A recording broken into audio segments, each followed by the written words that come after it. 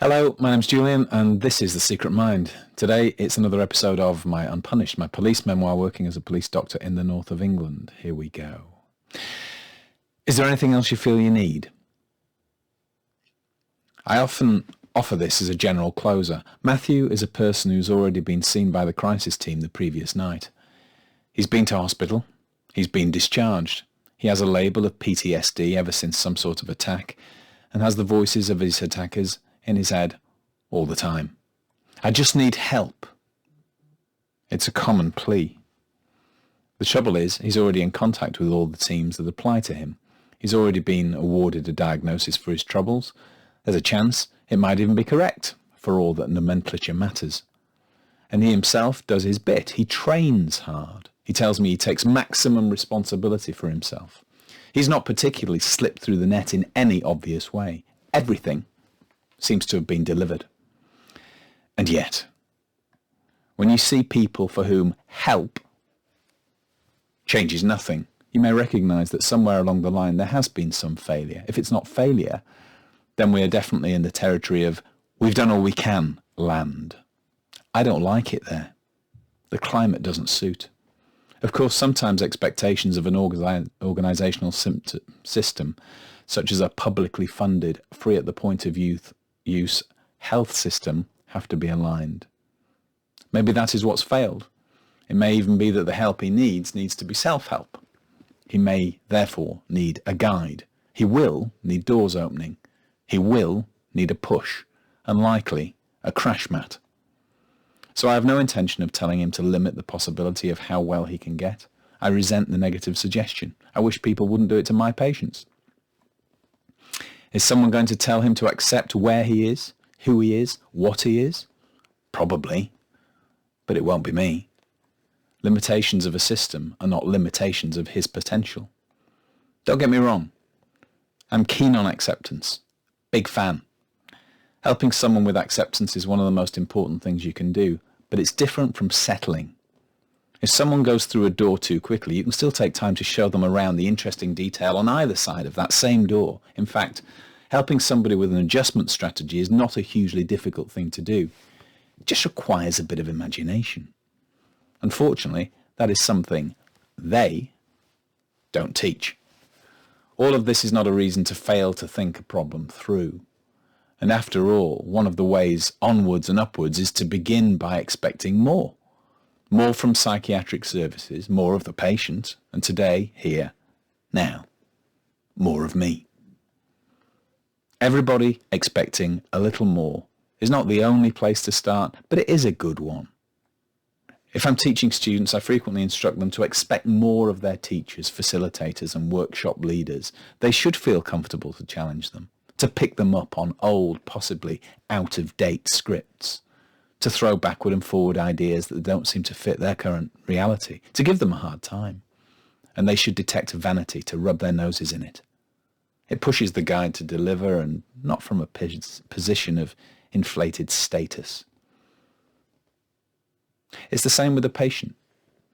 We're in an educational two-way relationship with every patient. It's okay to get them to expect more. The price is that they may challenge the deliverer to come up with more imaginative approaches that they don't have on tap, to make breakthroughs. That's going to feel uncomfortable, but it's also giving both parties respect as equals in the consultation and as human beings. And you know what? It's just more fun. It's more exciting. It's more rewarding. It's more interesting. Try it. If you don't think you have the energy or the heart, pretend that you do. If you don't think it's possible, pretend that it is. Try. Anyway. Settling, on the other hand, is early surrender. You may even seek the company of many other settled but fractured souls to reinforce your familiar comfort. But if you persistently feel that way, it's time for you to take a sabbatical from my profession, because you're really getting in the way. I'm not sure Matthew knows what help he wants today. We're both experienced with the local services, and neither of us is convinced that they will do much for him at the moment. So I opt for plan C. Do what you can. While you're in the room, help to iterate some sort of strategy. Iterations are steps. Little ones are fine. Even backward ones are okay sometimes, as long as you're offering something else alongside.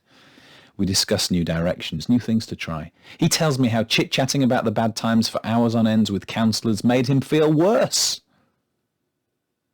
The harm done by counsellors stuck in the "we need to bottom this out" model is a recurring complaint from patients when they're left to speak about how their journey into psychological services was less than useful.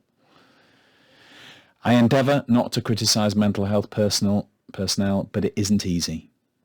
I certainly recognise the patient's observation, and I know from my GP work that usually at that point the psychology services write a letter saying that his treatment is complete, or that the relationship has broken down, or that he didn't attend for follow-up, or found intervention of no value.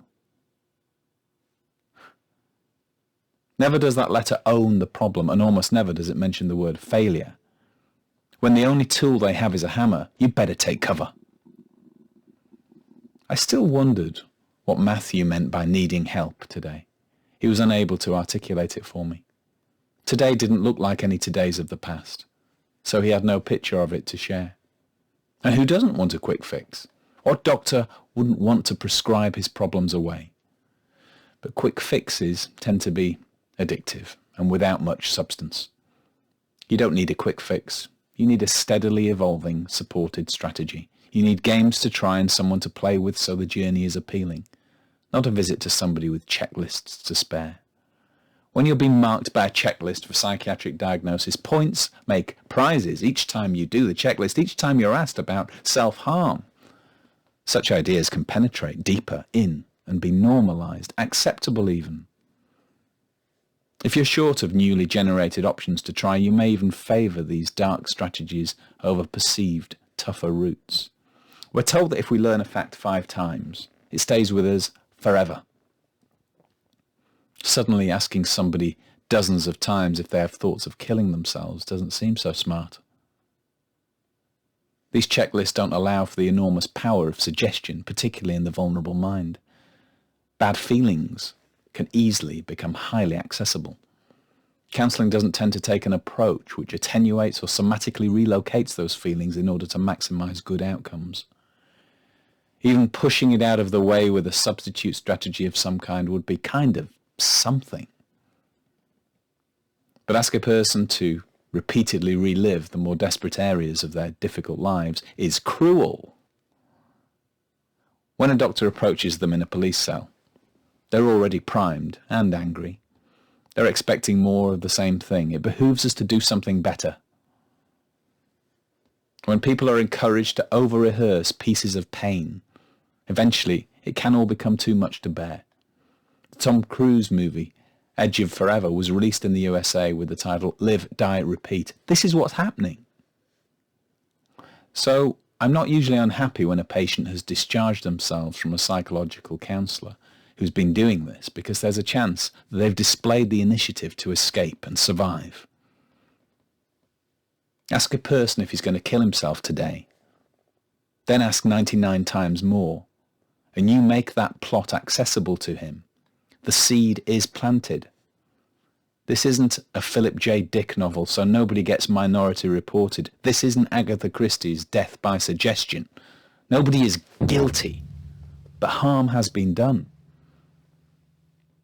X-ray a lot of people unnecessarily, and occasionally somebody dies of radiation cancer. Ask a lot of people about a suicidal plan, and occasionally somebody pulls the trigger. In both cases, the medical notes will show no negligence, and yet it's happened, and nobody tried to stop it. Often the psychology services offer one-on-one intervention because patients choose it. My observation is that people get more from group sessions. It's because they're getting so much from the other people in the group, and the counsellor can take a back seat. It's obvious, really, isn't it? It dilutes the ability to do harm. It's also obvious that a group meeting will be a scary thing to walk into for the first time. It gently lowers your defences in advance. You can't say to a support group, well, you couldn't possibly understand, because they do. I believe this should be offered as a primary approach. It would save money and be more effective. Ideas would be shared. Self-help, after all, is ultimately the only help there is. In Matthew's situation, there's a heightened danger. We're faced with that rarest of things, an apparently highly motivated patient. That's the same motivation that can kill. An enthusiastic attempt at suicide from an ex-soldier is more likely to succeed, or complete, as they like to say somewhat coldly in my view, than a spontaneous ingestion of a handful of paracetamol. And since they only put a tiny number of paracetamol in the box nowadays, you don't just have to plan the stockpiling for your suicide well in advance, you have to plan your minor headaches with some level of dedication and industry too.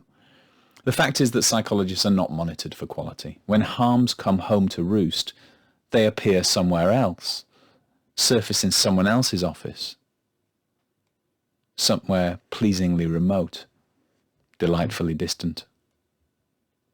Kill yourself tomorrow and someone will look up the notes they made yesterday. These notes will fully document how it wasn't a possibility anyone could have recognized at the time. Maybe they'll feel sad about it. Maybe they'll blame the system. Maybe they're on holiday and won't even know. Today, the problem is in my office, and that office is a police cell. I checked myself for vanity. Today I point out that it is okay to visit some bad memories on anniversaries rather than endlessly relived, and I shared a few visuospatial exercises to help them do that. Easy stuff really, but all novel to him. The patient tells me that nobody's ever discussed this stuff with him before. But that doesn't make me happy, it makes me frustrated. To me, that means he's either been dealt with by people who don't have the capacity to help in more innovative ways that connect with his individuality, or nobody's bothered to treat him in the way they would like to be treated themselves. I've never heard mental health services describe themselves with the term failure, but maybe they should write it down on a few pieces of foolscap 99 times and make a note to start looking out for it.